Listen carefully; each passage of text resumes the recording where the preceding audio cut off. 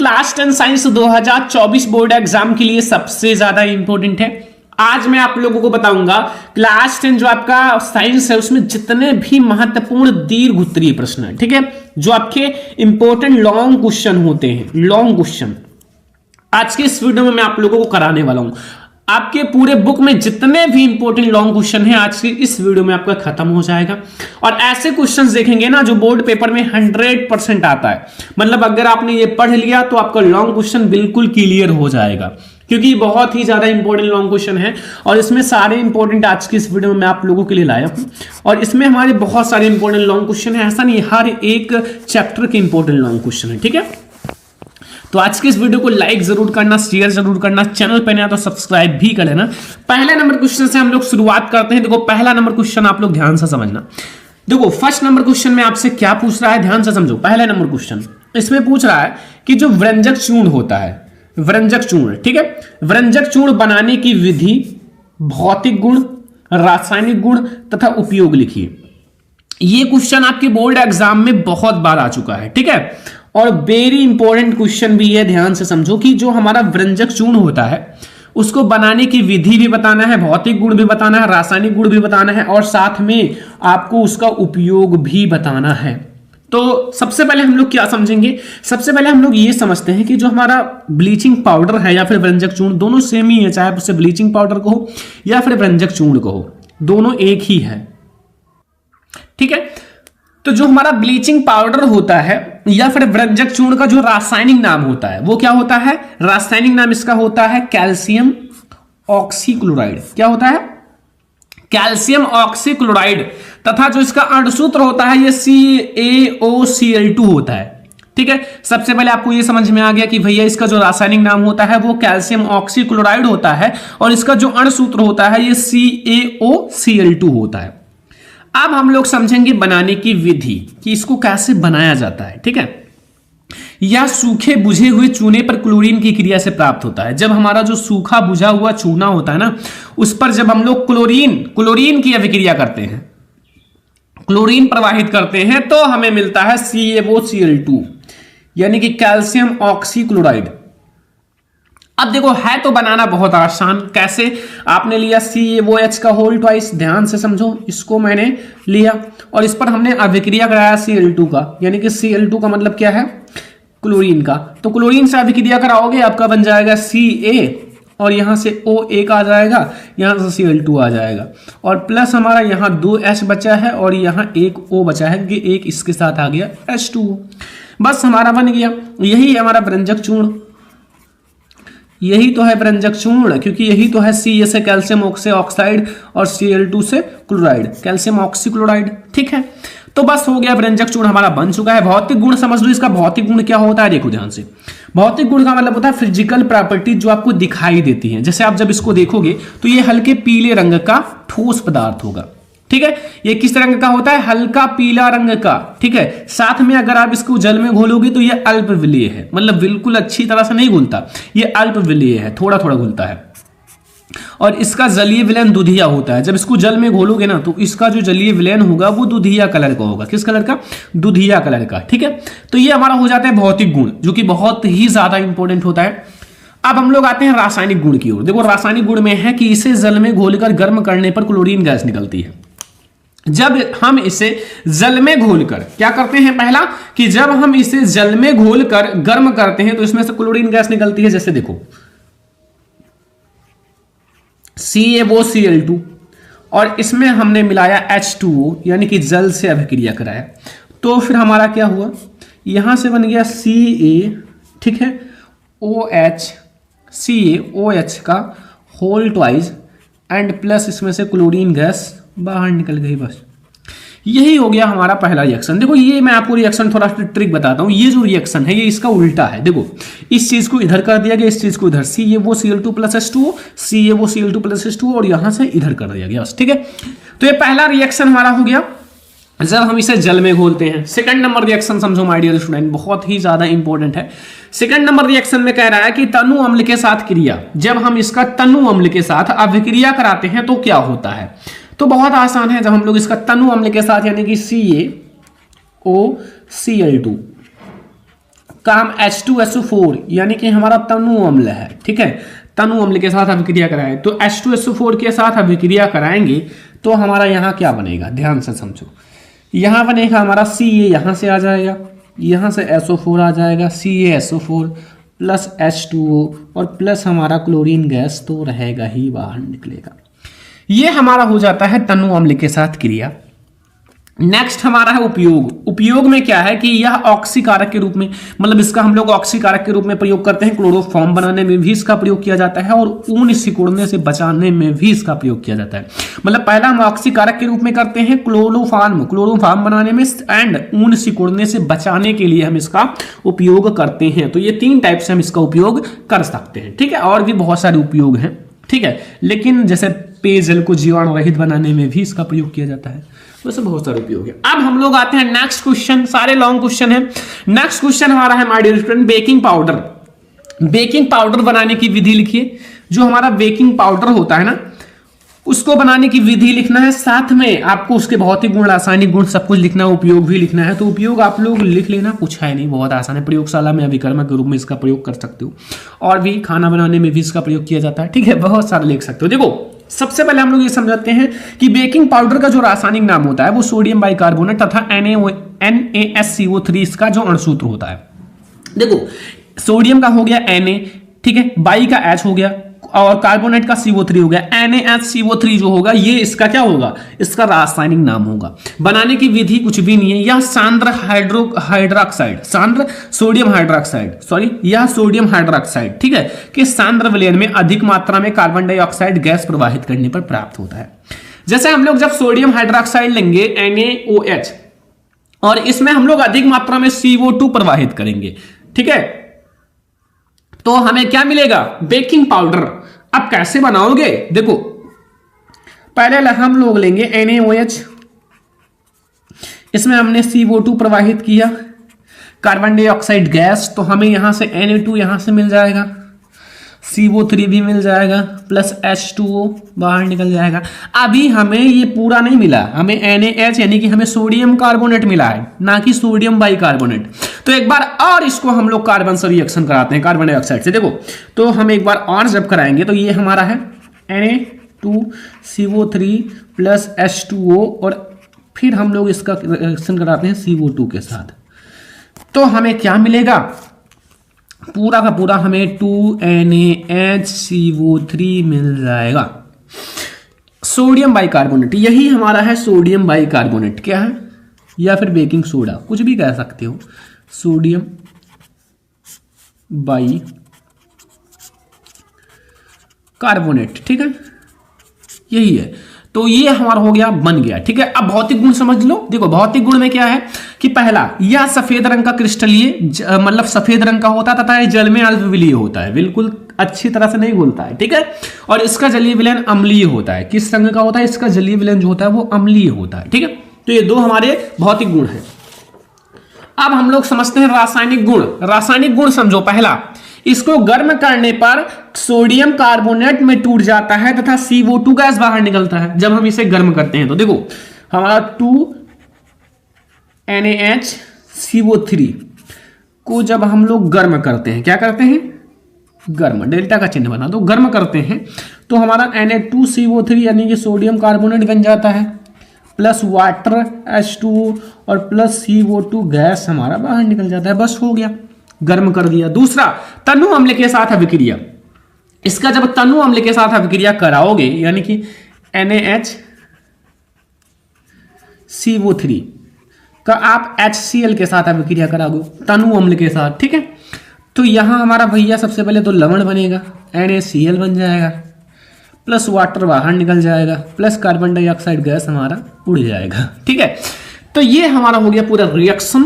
अब आप उपयोग लिख सकते हो, लाइकेज हम इसका प्रयोगशाला में अभिकर्मक के रूप में प्रयोग करते हैं, खाना बनाने में भी इसका प्रयोग किया जाता है और बहुत कुछ, ठीक है। तो ये हमारा हो गया माय डियर स्टूडेंट, भौतिक गुण, रासायनिक गुण, उपयोग सब कुछ। अब हमारा नेक्स्ट क्वेश्चन नंबर 3 बहुत ही इंपॉर्टेंट है, मतलब मैं वो ही क्वेश्चन बताऊंगा जो मतलब बिल्कुल इंपॉर्टेंट है, आपके बोर्ड एग्जाम में बिल्कुल धुआं उड़ा देगा ये सारे क्वेश्चन। देखो इसमें क्या पूछ रहा है, ध्यान से समझो।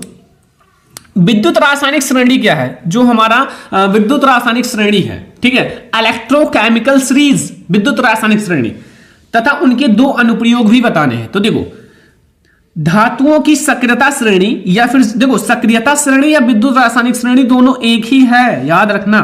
तो धातुओं की सक्रियता श्रेणी या फिर विद्युत रासायनिक श्रेणी वह सूची है जिसमें धातुओं की क्रियाशीलता के अवरोही क्रम में व्यवस्थित किया जाता है। किस क्रम में? अवरोही। इसको हम जैसे धातुओं की क्रियाशीलता देखते हैं, कौन सी कितना क्रियाशील है, उसको हम अवरोही क्रम में व्यवस्थित कर देते हैं। विस्थापन के प्रयोगों के बाद निम्न श्रेणी को विकसित किया गया है, जैसे सक्रियता श्रेणी कहते हैं। देखो, सक्रियता श्रेणी हमारा ये है, जैसे हम लोग सबसे ऊपर क्या रखेंगे? सबसे अधिक क्रियाशील, क्योंकि हमारा अवरोही क्रम है। जैसे नीचे जाओगे कम कम कम कम क्रियाशील आपको मिलता जाएगा, सबसे नीचे सबसे कम अभिक्रियाशील आपको धातु मिलेगा या तत्व मिलेगा। तो सबसे पहले हम देख लेते हैं, बहुत ही इंपॉर्टेंट है। देखो, सक्रियता श्रेणी, देखो सबसे पहले हमने लिया के, यानी कि potassium, Na sodium, Ca calcium, Mg magnesium, Al aluminium, Zn zinc, Fe ferrous iron या फेरस, Fb लेड, H से हाइड्रोजन, Cu से कॉपर, Hg से mercury, Ag silver and Au gold. अब ध्यान से समझो, यहां में देखो सबसे ऊपर क्या है? ये सबसे ज्यादा अभिक्रियाशील है, जैसे Na से ज्यादा K है, Ca से ज्यादा Na K है, मतलब जैसे अब ऊपर वाला ज्यादा अभिक्रियाशील है, जैसा आप नीचे आते जाओगे घटती अभिक्रियाशीलता मिलेगी। सबसे नीचे आपको देखो, हाइड्रोजन के नीचे हमें Cu, Hg, Ag, Au, ये चार चीजें मिलेंगी जो हाइड्रोजन से कम अभिक्रियाशील है। अब ये चार जो है ना, ये अम्ल में से हाइड्रोजन विस्थापित नहीं कर पाएंगे, ठीक है। ये चारों जो हैं अम्ल में से हाइड्रोजन इसलिए नहीं विस्थापित कर पाएंगे क्योंकि ये H से नीचे हैं। H से नीचे का मतलब क्या है जानते हो? H से नीचे का मतलब है कि ये क्या है? गरीब है, ठीक है। और H जो है वो उनसे अमीर है। तो H क्या है? अम्ल। अम्ल में से देखो, अम्ल नहीं हाइड्रोजन है, बट H अम्ल होता है ना, अम्ल में से हाइड्रोजन विस्थापित, ये सारे नहीं कर पाएंगे क्योंकि H से नीचे है, ठीक है। इनका अनुप्रयोग भी समझ लेते हैं। दो अनुप्रयोग बहुत ही ज्यादा अच्छा है। देखो, पहला, विद्युत रासायनिक श्रेणी की सहायता से धातुओं की अभिक्रियाशीलता की तुलना की जा सकती है। ये तो कर ही सकते हो, जैसे आपका विद्युत रासायनिक श्रेणी में हमारा K है, Na है एंड Hg है। इसमें बताओ सबसे ज्यादा अभिक्रियाशील कौन सा है? कौन सा है? K है ना। सबसे कम अभिक्रियाशील कौन सा है? Hg है, ठीक है। तो ऐसे आप क्रियाशीलता की तुलना कर सकते हो। सेकेंड, विद्युत रासायनिक श्रेणी की सहायता से विभिन्न धातुओं द्वारा अम्ल में से हाइड्रोजन विस्थापित कर पाने की क्षमता की जानकारी होती है। हमें यह पता चल जाता है कि यह अम्ल में से हाइड्रोजन विस्थापित करेगा या नहीं करेगा, ठीक है। तो ये भी हमारा क्वेश्चन कंप्लीट हो गया। अब हम लोग देखते हैं next question, 4 number question. 4 number question देखो, इसमें क्या पूछ रहा है कि एस्टरीकरण से आप क्या समझते हो? जो एस्टरीकरण होता है उससे आप क्या समझते हो? उदाहरण भी आपको लिखना है, जल अपघटन का समीकरण भी देना है, उपयोग भी लिखना है, इसीलिए ये लॉन्ग क्वेश्चन है। ऐसे आपका लॉन्ग क्वेश्चन नहीं है, बहुत इंपॉर्टेंट भी है, लॉन्ग भी है, तो ध्यान से समझो। सबसे पहले देखो, जिस प्रकार अम्ल और क्षार, जैसे एसिड है और बेस है, यानी कि अम्ल और क्षार पारस्परिक अभिक्रिया करके लवण तथा जल बनते हैं, जैसे जिस प्रकार हमारा अम्ल जो है और क्षार जो है वो अभिक्रिया करके लवण तथा जल बनाते हैं, ठीक उसी प्रकार अम्ल तथा अल्कोहल की अभिक्रिया से एस्टर तथा जल बनता है। तो जैसे हम लोग एसिड और अल्कोहल यानी कि अम्ल और अल्कोहल की अभिक्रिया कराएंगे तो एस्टर तथा जल बनेगा, और इस अभिक्रिया को एस्टरीकरण कहते हैं। क्या कहते हैं? एस्टरीकरण। उदाहरण के लिए देखो, CH3COOH, ये हमारा क्या है? ये अम्ल है, एसिटिक अम्ल, ठीक है। और अब हम लोग इसका अल्कोहल से अभिक्रिया कराएंगे, C2H5OH, एथिल अल्कोहल से हम लोगों ने रिएक्शन कराया, तो हमारा क्या बने? CH3COO C2H5 और प्लस हमारा H2O, ठीक है। अब देखो ध्यान से, ये हमारा क्या है? यही है एथिल एसीटेट या फिर एस्टर। क्या है? एस्टर, ठीक है। और तो आपको पता ही है, ठीक है। ये हमारा क्या है? एसिटिक अम्ल है, ये एथिल अल्कोहल है, या फिर हमारा अम्ल है, ये अम्ल और अल्कोहल अभिक्रिया कर रहा है, अम्ल और अल्कोहल क्रिया करा है, हमें मिला है एस्टर तथा जल। अब एथिल एसीटेट का जल अपघटन, एथिल एसीटेट का जल अपघटन कैसे कराओगे? समीकरण देना है, कुछ भी नहीं है। इस समीकरण को उल्टा लिख दो मेरे दोस्त। ये तो एथिल एसीटेट है CH3 COO(C2H5), इसका आप H2O से रिएक्शन करा दो, जल अपघटन हो जाएगा। इसको इधर कर दो, इसको इधर कर दो, CH3COOH और प्लस ये हमारा C2H5OH, ये हमारा उल्टा हो गया है, बस हो गया हमारा समीकरण। ठीक है, ये भी आपको समझ में आ गया।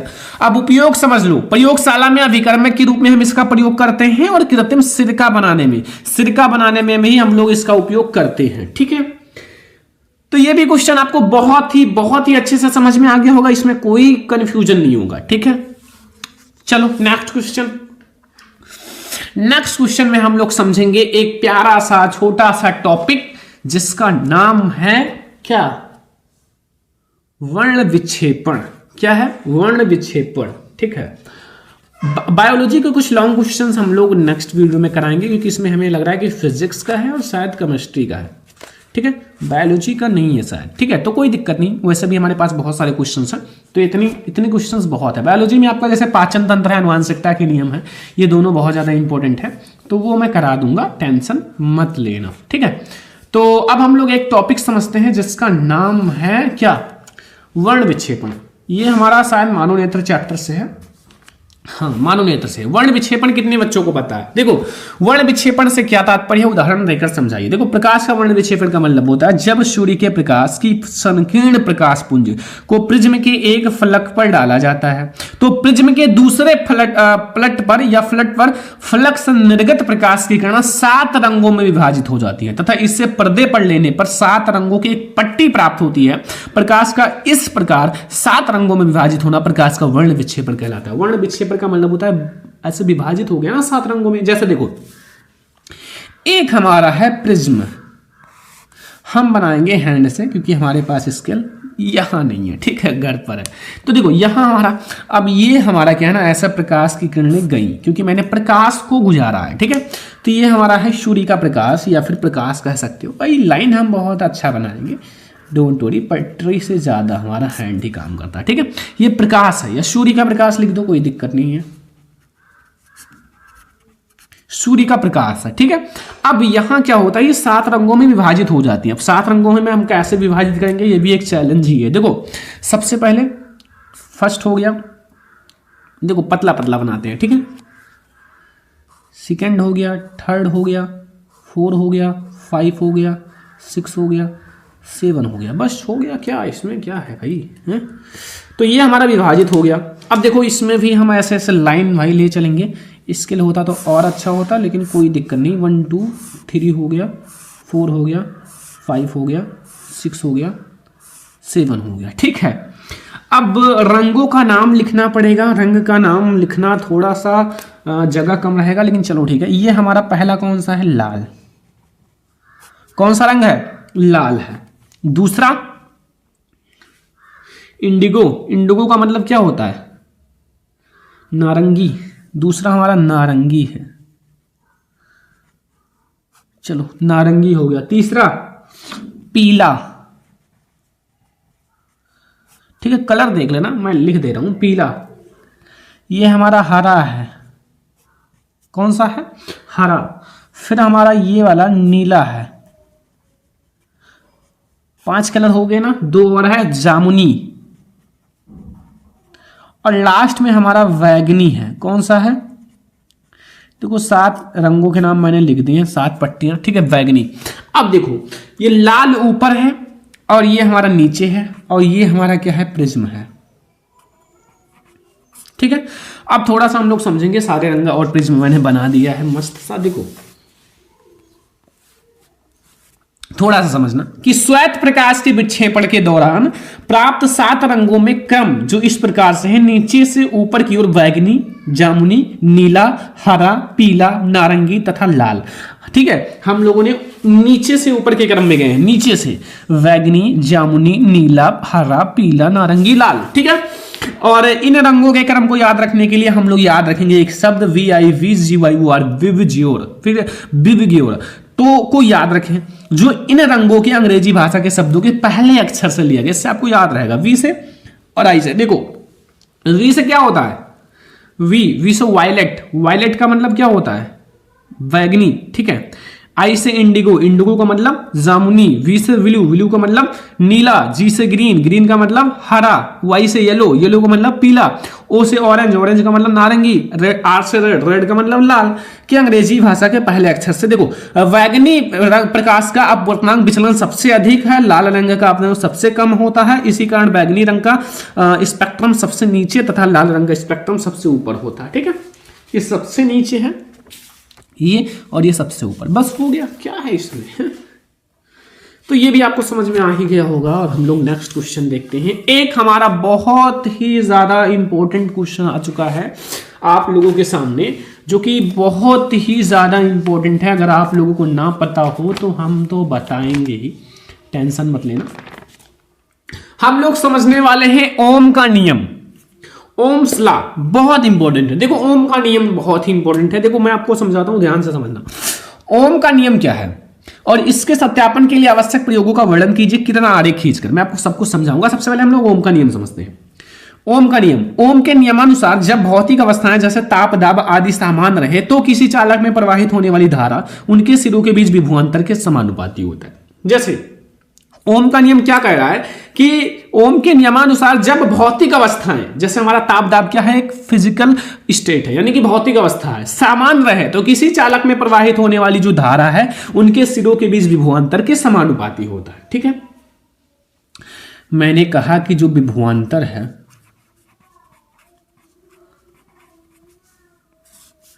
वो धारा के समानुपाती है। क्या है, धारा के समानुपाती है, यानी कि V जो है वो समानुपाती है धारा I के। बस यही तो हम कह रहे हैं। अब आप जब समानुपाती चिन्ह को हटाओगे तो यहां R एक नियतांक जुड़ जाएगा। ठीक है, अब आपके माइंड में आ रहा होगा R है क्या, तो ये एक स्थिरांक है या फिर एक स्थिरांक। देखो R जो है एक स्थिरांक है, यहां जो है R हमारा एक क्या है, R जो है वो क्या है, R जो है वो हमारा स्थिरांक है, जिसे हम लोग क्या कहते हैं, प्रतिरोध। ठीक है, चालक का प्रतिरोध R जो है वो स्थिरांक है और चालक का प्रतिरोध है।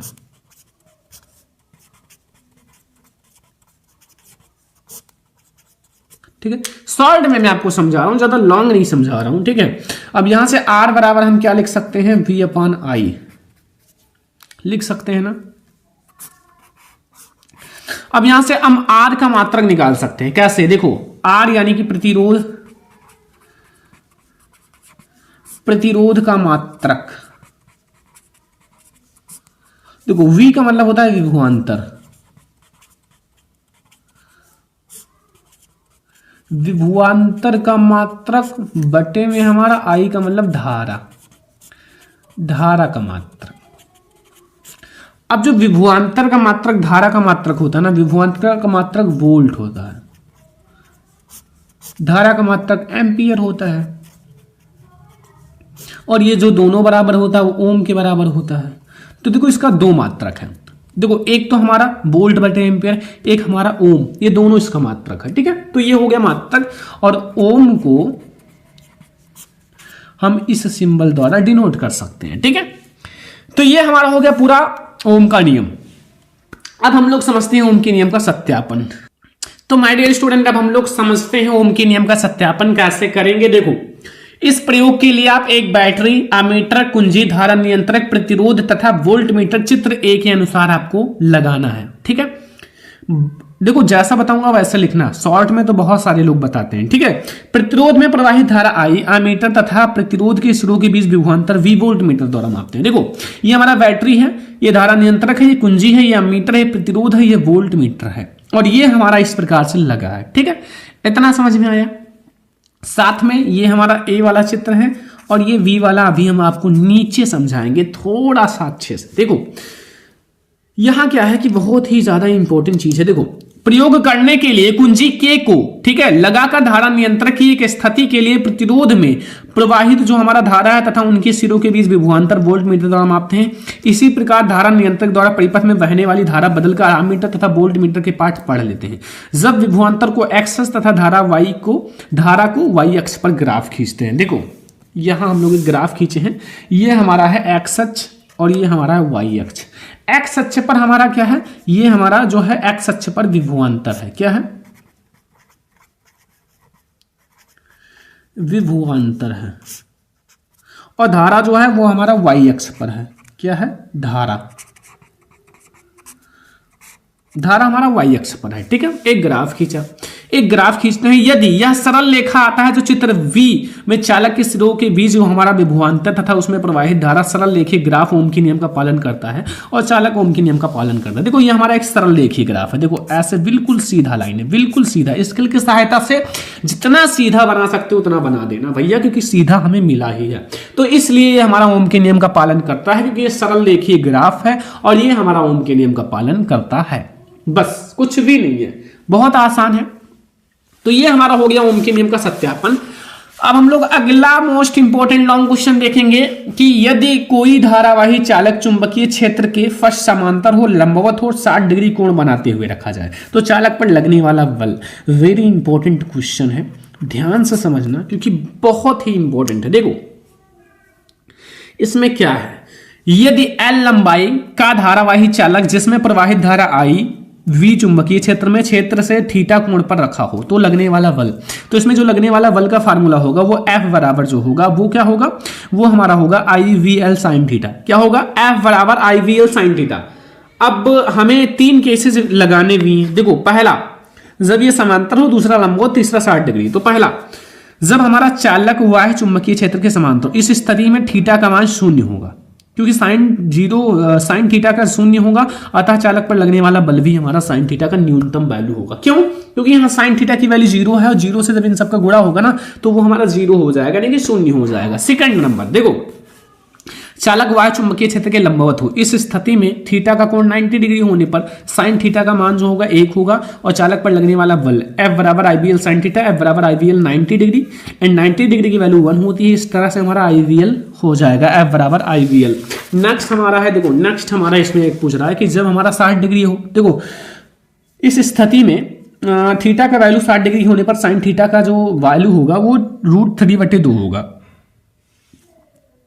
और F बराबर IVL साइन थीटा, F बराबर IVL 60 डिग्री और F बराबर IVL साइन 60 डिग्री की वैल्यू होती है √3/2 और यहां से हमें F की वैल्यू आएगी √3/2 IVL। ठीक है, ये हमारा हो गया 60 डिग्री पर। ठीक है, तो ये हमारा लॉन्ग क्वेश्चन है, मैंने आपको 7-8 लॉन्ग क्वेश्चन समझा दिया है और जो बचा है उसको हम लोग और भी नेक्स्ट वीडियो में समझते रहेंगे।